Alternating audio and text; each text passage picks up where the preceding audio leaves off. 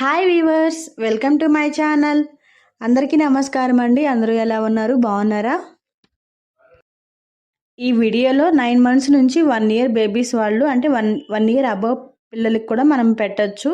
So రవ్వతో ఎలాగా కిచిడి చేసి పెట్టాలి, నైట్ టైం ఇది పెట్టాము అంటే పిల్లలు హ్యాపీగా నిద్రపోతారు. సో ఒకసారి ఎలా చేయాలో చూద్దాము. ముందుగా నేను 1/2 కప్ రవ్వ తీసుకున్నానండి, ఫ్రెష్గా ఉండే రవ్వ. సో ఈ రవ్వని మనము గీ లేకుంటే కొంచెం ఆయిల్ వేసి, నేనైతే ఆయిలే వేసాను, గీ వేయలేదు, కొంచెం రోస్ట్ చేసుకోవాలి.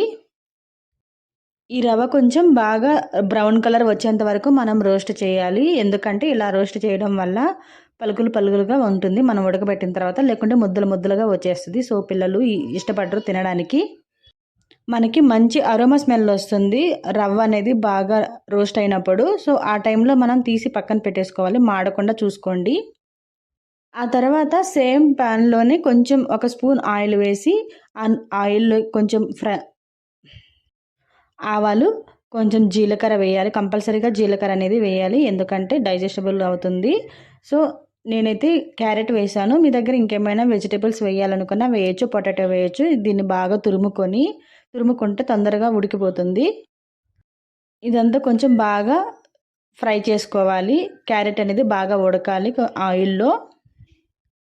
సో ఈ టైంలోనే కొంచెం పసుపు వేసుకోండి. పసుపు వేసుకున్నామంటే తొందరగా రోస్ట్ అయిపోతుంది.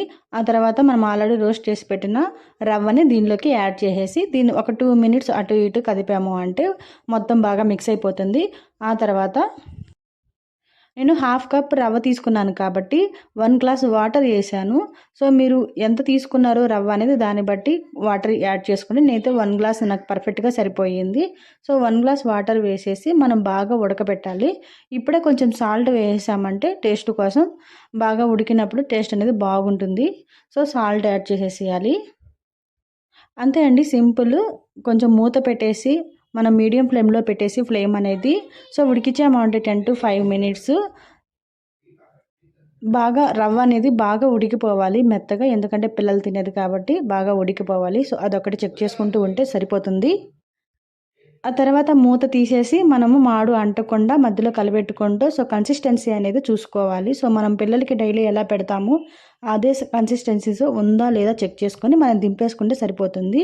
సో అది చల్లారిన తర్వాత ఫీడింగ్ బౌల్లోకి మార్చుకొని పిల్లలకి ఫీడ్ చేయాలి. సింపుల్ కదా. సో ఈవినింగ్ 5 to 6 టైంలో మనము ఈ ఫుడ్ పెట్టేసాము అంటే పిల్లలకి ఈజీగా డైజెషన్ అవుతుంది, ఎందుకంటే కాసేపు ఆడుకుంటారు కాబట్టి తొందరగా డైజెషన్ అవుతుంది. సో బాగా నిద్రపోతారు.